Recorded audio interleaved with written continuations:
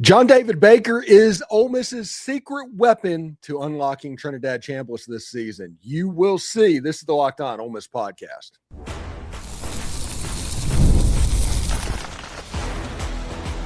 You are Locked On Ole Miss, your daily podcast on the Ole Miss Rebels. Part of the Locked On Podcast Network, your team every day. Welcome to the Locked On Ole Miss podcast, the most watched Ole Miss podcast out there. I'm your host, Steven Willis, a 10-year veteran member of the national media with Yahoo Sports and a former Ole Miss staff member. We are proud to be a part of the Locked On Podcast Network, now the number one sports podcast network in America, and that is all because of you. Thank you very much for that. On today's show, we are going to continue our pre-spring look at the roster now that is set, essentially.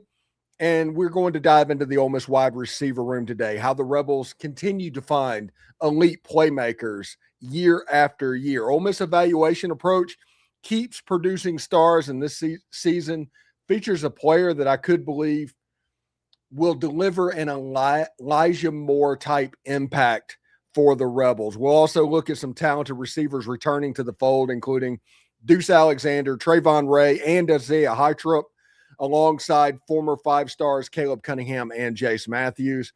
But first, we will break down why the hire of John David Baker could be the key to unlocking Trinidad Chambliss this season and why that connection has fans so excited. All of that and more on today's Locked On Ole Miss podcast. Remember, we're free and available on all the podcast apps and YouTube, so a special hello to the insiders and everydayers who make this show what it is, and that is your team every day. Have your cake and drink it too. Birthday cake flavor 5-hour energy is back. No fork needed. Vanilla cakey flavor, caffeinated kick, and no sugar. It's parting time. Order now at 5hourenergy.com or Amazon. The biggest hire, the biggest move of the offseason for Ole Miss was the hiring of John David Baker by Pete Golding. And one thing is absolutely true. This offense was largely designed by John David Baker. He introduced a lot of the passing game concepts that Ole Miss football was successful with. He was hired as the passing game coordinator and the tight ends coach in 2021. He was elevated to co-offensive coordinator in 2022 and 2023. He left to go to East Carolina in 2024 and 2025, and he is returning back to being the guy offensively for this Ole Miss team. John David Baker is an elite offensive mind. He is the person that recruited Jackson Dart from Southern California, if you remember correctly. That's honestly how he got the co-offensive coordinator title in that recruitment. And you saw them against the Penn State Nittany Lions in the Peach Bowl, what this offense could be and how it was designed and how they were able to get people open and things like that. If you want to see what John David Baker's offense will look like, go back and look at 2022 and 2023, the Ole Miss Rebels. Two completely different styles, same system, Tipo, all of that in play. He went to East Carolina in 2024 to kind of branch off on his own because Charlie Weiss was obviously the man in the booth, as we saw the next couple of years. But he wanted to see what he could do on his own, and all he did was essentially get better every single year. This is from the East Carolina 247 site. It says Baker just wrapped up his second season coordinated in the ECU offense, where the Pirates ranked 15th in total offense, 460 yards per game, 31st in scoring offense, 32 points per game. And taking that a step up in the job in 2024, ECU was 2-10 and had one of the worst offenses in all of college football. They were pretty consistently ranked around 130 nationally. Baker helped coordinate a remarkable year-over-year turnaround as the Pirates ranked near the bottom of nearly every statistical category in 2023. But after his arrival, Baker guided the unit in year one of the offense to 24th overall in total offense, 27th in passing offense, 24th in third down offense. Those numbers only improved this past season as the Pirates tallied an 8-4 mark, including 6-2 in the American.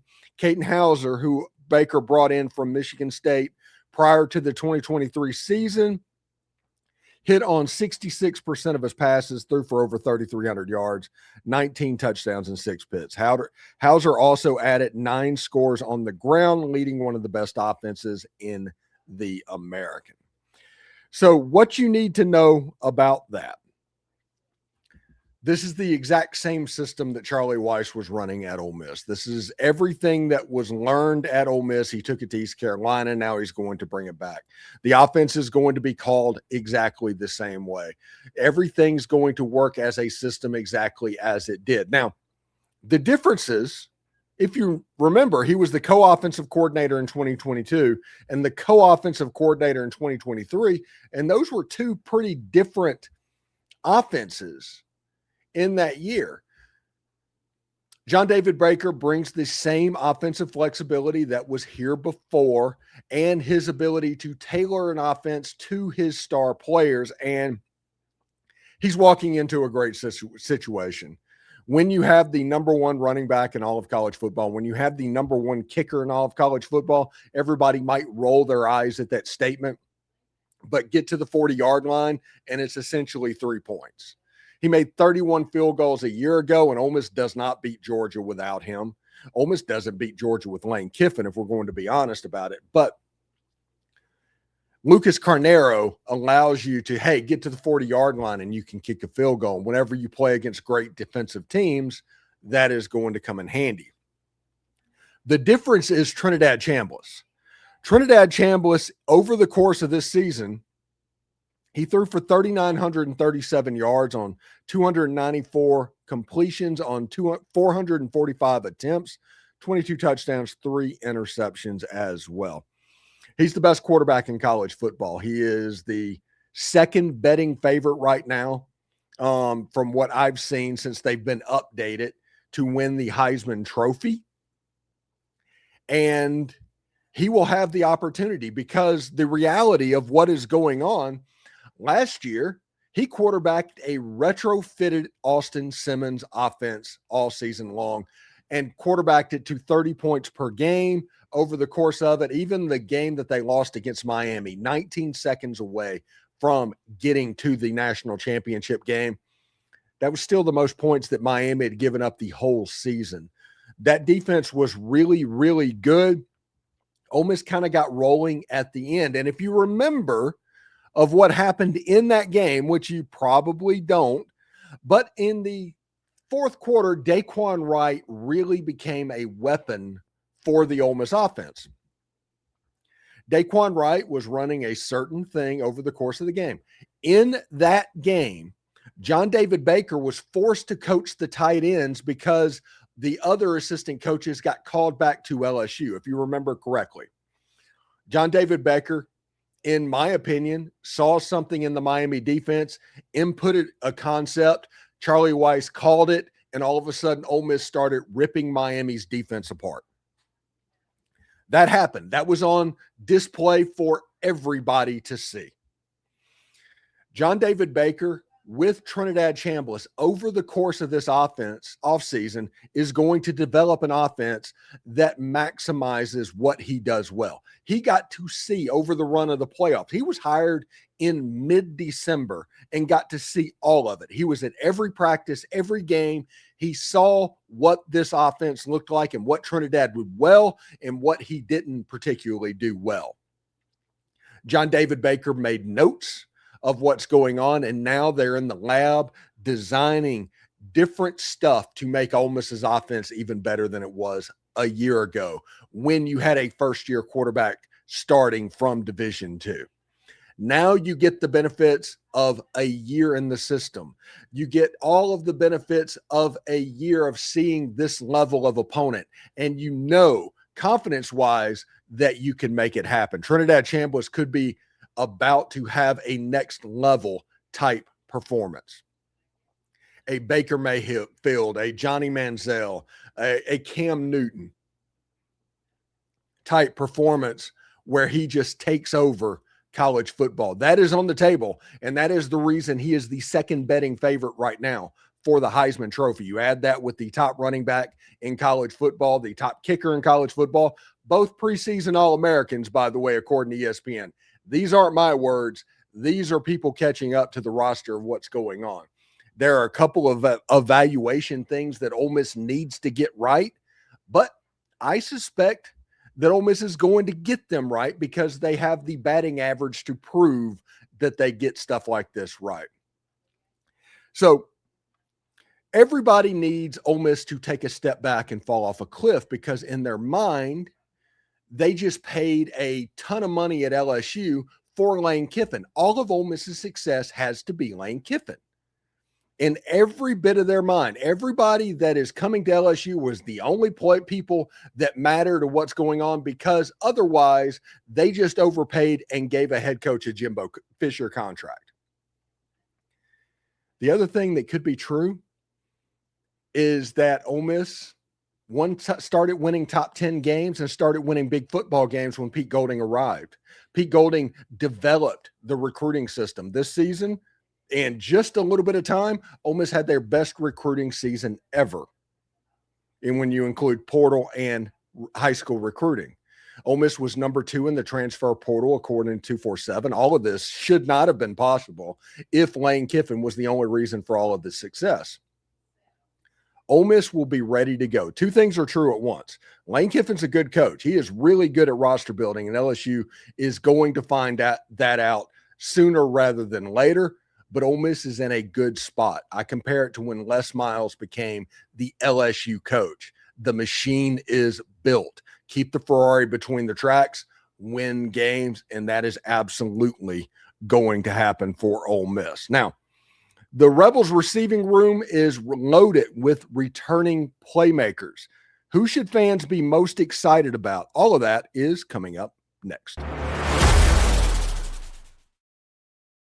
Hey, welcome to the 5-Hour Energy Flavor Draft. We're looking at every aspect of the draft to know you which tasty flavors are the best and what just might be the sleepers. The board is set, the flavors are ready, and only one is going to take the top spot.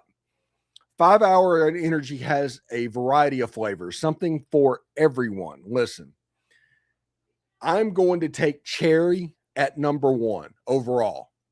I am an unbelievably big fan of like cherry icy and cherry bubblegum and all of that. I love that flavor, but there are other things like watermelon and even like pomegranate, or you can get like creative with the new birthday cake and all of that going on. Listen, when it comes to 5-Hour Energy, it basically, you can pick your flavor of what's going on.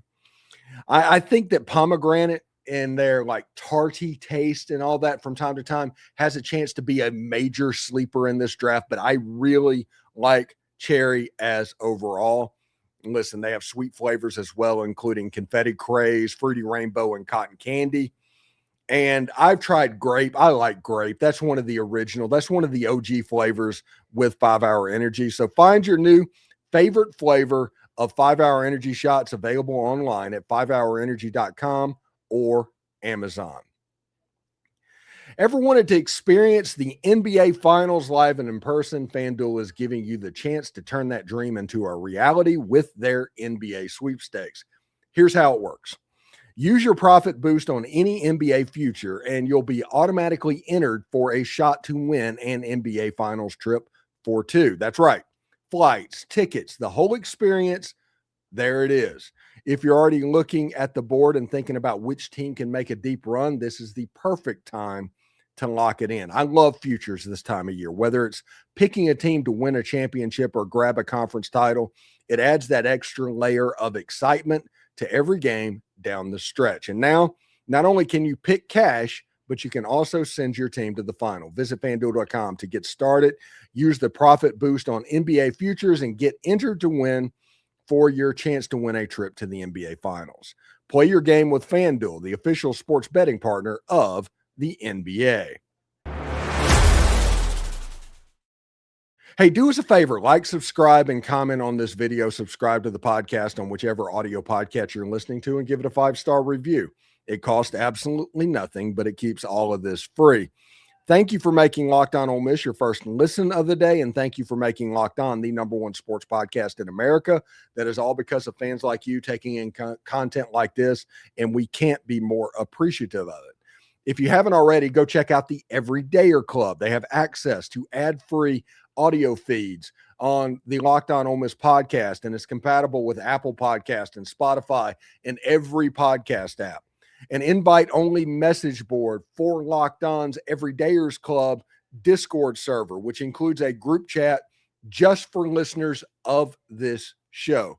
Listen, I'm in there from time to time as well, but I will also send an invite in there whenever you sign up, so you can join the Locked On Ole Miss Discord servers as well. So special all access episodes are available on Locked On Ole Miss as well. Corey Burton, Dalen Flowers, Mike Huseman, they're there to put that out. So go to lockedonolemist.supercast.com or tap the link down in the show notes to learn more. All right, so the wide receiver haul that Ole Miss had out of the transfer portal, that's going to get a lot of attention, but the reality is Ole Miss returned a lot of receivers that should not be overlooked, starting with Deuce Alexander, who's in the running for the #1 jersey in the fall. The #1 jersey at Ole Miss, for all the other schools that are listening, that has become a big deal ever since Laquan Treadwell back about 10 years ago. Ole Miss has always had a solid #1 receiver that ended up going to the league. Deuce Alexander is going to try and be that guy this year. He had really sticky hands. He was a really good player, had an 88-yard touchdown catch against Mississippi State as well. But that's not all. When you look at Traylon Ray, the wide receiver that transferred in from West Virginia, got injured, got kind of lost in the depth chart. The wide receiver position for Ole Miss, the way they substituted it is weird, or it has been. But as it sits, he kind of got lost in the depth chart, ended up playing a little bit on the other side of the ball, but he is a top-level wide receiver that Ole Miss can bring in. And Izaiah Hartrup, who just got his 7th year of eligibility. Everybody snicker loudly about that and what Trinidad went through recently with the NCAA. He got that as well. When you look at Caleb Cunningham, when you look at Jase Mathews, 2 former 5-stars that are sitting on the bench as well, I think Caleb Cunningham is going to contribute quite a bit this season for Ole Miss. I think Jase Mathews has a shot as well, but it all depends on if he's ready to go in spring and all of that, getting ready for this season as a whole. When you look at Dylan Alfred, who has slot receiver written all over him, he's going to be fighting with Johntay Cook. We're going to talk about him in the next segment. Cameron Miller, we're going to talk about him in the next segment as well, as they try to do. Samari Reed coming back for Ole Miss as well. Ole Miss has a lot of high-level wide receivers in this room, and none of them, with the exception of Winston Watkins, went to LSU. So I think that we should be pretty happy about the way that turned out as far as returners. And now all you had to do was add to that room. I like Dylan Alford. I like Deuce Alexander. Deuce Alexander kind of turned into what Dayton Wade was in 2023. A year, not coincidentally, John David Baker was the co-offensive coordinator for the 2-slot system that Ole Miss ran in 2023. Was a problem for teams to deal with. Dayton Wade, and at that point, I think Caden Lee had some snaps in the Peach Bowl, but there were a couple of slot receivers that could make some noise there. And potentially, Ole Miss reloading at wide receiver in the transfer portal, that's a pretty big story. And one addition might echo the impact of Elijah Moore. Yes, I realize that is pretty heady conversation. All of that is coming up next. I'm Clea Butler, host of Locked On Women's Basketball, and this is Mazda's Women's Basketball Snapshot, celebrating the work no highlight reel can ever capture. It was a heavyweight showdown between number 3 South Carolina and number 7 LSU, and the Gamecocks rose to the occasion. South Carolina secured a hard-fought 79-72 victory to stay atop the SEC standings, using a balanced offensive attack to outlast the Tigers. Tessa Johnson led the way with 21 points, while Raven Johnson added 19. Medina Oka dominated the paint with a double-double, finishing with 12 points and 17 rebounds, while Joyce Edwards chipped in 10 points to round out the scoring. With the statement win, the Gamecocks now turn their attention to a road matchup at number 23 Alabama on Thursday. These moments are earned off the clock, those long before the lights ever come on. The sweat, the fakes, the doubt, the scrapes, and coming back for more every time.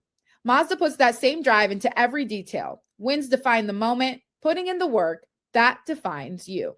There's more to a Mazda because there's more to you.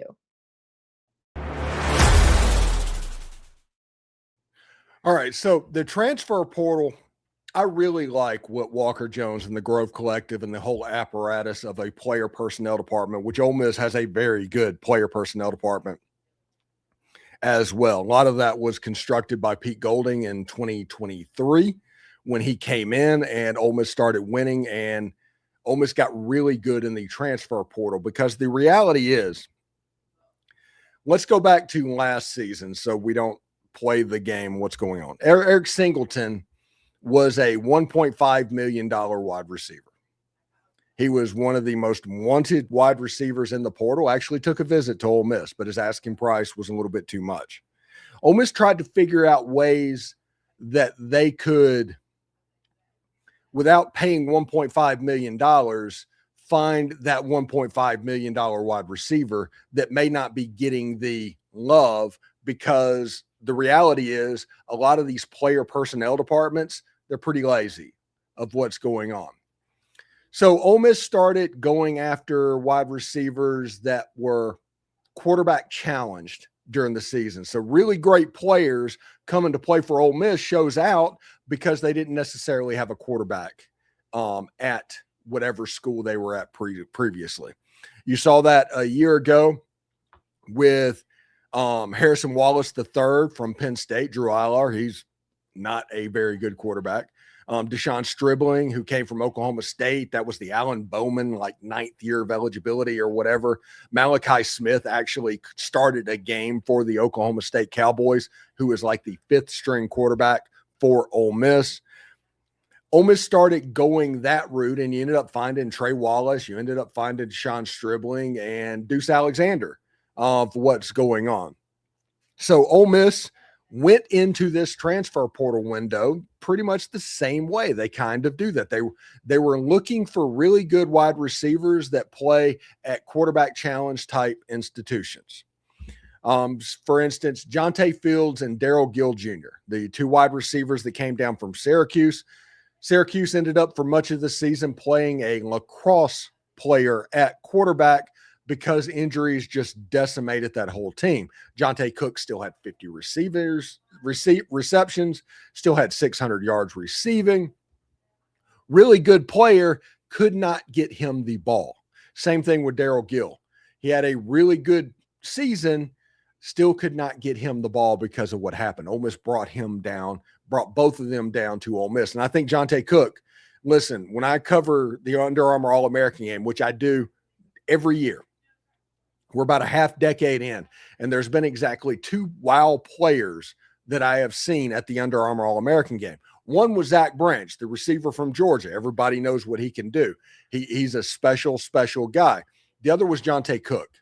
Ended up going to Texas, going to Washington, all of this. He turned into a bit of a journeyman, but he still has that 5-star level of ability, and it's just about unlocking it as well. Horatio Fields, the wide receiver that was committed to Missouri, ended up backing off that commitment, signing with Ole Miss. He is somebody that went to Auburn. We all know that offense was very quarterback challenged. So you bring him in as well. Cam Miller, played at Kentucky. That's kind of enough said there. He was a freshman receiver. The wide receivers coach at Ole Miss came from Kentucky. That was the bring down of what was going on. And Isaiah Spencer, who played at Virginia Tech, who we all know they had trouble offensively throwing the football. He has started out Jackson State. He's originally from Mississippi, ended up being their top punt returner at Virginia Tech. So you at least have that as a floor you can turn to. But also, when you look at his size and speed, there's a chance that he could have an impact. All of these names that I have mentioned over the course of the last 15 minutes or so, nothing is a surprise. If 3 of those names end up the starting receivers, you would not be surprised. And that shows you how deep this room is. And Ole Miss has recruited the wide receiver room increasingly well over the last 5 or 6 years. And that did not change at all last season. More toys for John David Baker. We do not know the profile of what a wide receiver kind of fits what he wants to do. Is it going to be Horatio Fields? Is it going to be Caleb Cunningham? I assume that Johntay Cook is going to be the slot receiver. What do we look like at tight end? And we will talk about that as we're going through the roster as well, because there are a couple of names. What about personnel groupings? Are more 21, 20 personnel going to be teams on the field? Is it going to be the standard 11 personnel that Ole Miss has pretty consistently run over the last 6 years? All of that will be interesting to see when spring training is open and what is going on when they open the season against the Louisville Cardinals. This Ole Miss football team is a top 5 level team. It is. If they do not make the top 5, they failed, period. The talent on this roster, especially with a Heisman favorite quarterback, the best running back in the country, the best kicker in the country, 3 positions that affect winning at a very high level. And we're going to talk about this when we go over the roster. The rebuild of the defense that Pete Golding did has them at a level to where they can go 2024 level again.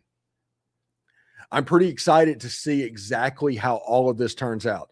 John David Baker can completely unlock Trinidad Chambliss because he unlocked Jackson Dart, essentially. And his pass game concepts are really impressive. It's different than what Charlie Weiss did from time to time, but you're still going to see a lot of switch release and stuff that he prefers within the system. So we'll see exactly how that goes. Thanks for tuning in today to the Locked On Ole Miss podcast. We're going to continue to talk spring football all next week. So make sure you subscribe and follow the show so you get all of the latest episodes. We're on all of the social channels as well. So check that out.